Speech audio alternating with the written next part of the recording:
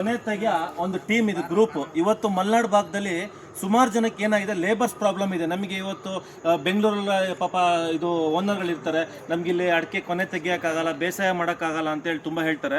So ನನ್ನ ಹತ್ರ ಒಂದು ಟೀಮ್ ಇದೆ, ನಂದು ಸೆಟಪ್ ನೋಡಿ, ಎಲ್ಲ ಹೆಣ್ಣಾಳು ಮತ್ತು ಎಲ್ಲ ಕೊನೆ ತೆಗಿಯೋರು ಸೇರಿ ಒಟ್ಟು 35 ಜನ ಇದೆ. 5 ಜನ ಕೊನೆಗಾರರು ಪ್ಲಸ್ ಒಂದಿಬ್ಬರು 8 ಜನ ಕೊನೆಗಾರರು ಇದ್ದಾರೆ.